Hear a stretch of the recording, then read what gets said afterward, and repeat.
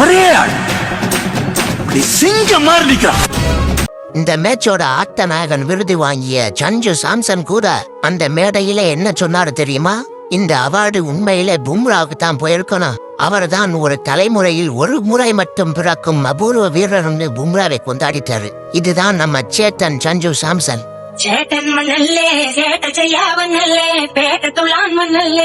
ஆனா இங்க 18வது ஓவரை போட வந்தது பும்ரா.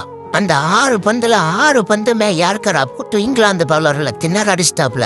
வெறும் 6 ரன்கள் மட்டும் தான் விட்டு கொடுத்தாரு. இந்த ஓவர்ல ஒரு ஹைலைட் என்னன்னா, பும்ரா ஒரு பந்து போட்டுட்டு அவரோட ஓன் பவுலிங்ல கேட்ச் பண்ணுவாப்ல. ஆனா அந்த பந்து தரையில பட்டுதான் பும்ரா கைக்கு வரும். இத தெரியாம MS தோனி பொண்டாட்டி சாக்ஷி பால்கனில இருந்து குதிச்சு அவுட்டுன்னு கத்துவாங்க. பின்னாடி இருந்து MS தோனி, அம்மா சும்மா உட்காருமா, அது விக்கெட்ல இல்ல, 1 பிச்சு கேட்சுக்கலாம், இங்க அவுட் இல்லம்மா, பந்து தரையில விட்டுதான் அவர் கைக்கு வந்துச்சுன்னு சொல்ல ஒரே காமெடியா போச்சுங்க. எல்லாரும் இங்க இருக்கவங்க பிள்ளை சிரிக்க ஆரம்பிச்சிட்டாங்க. ஒரு அசிங்கமாய் போச்சு குமார்.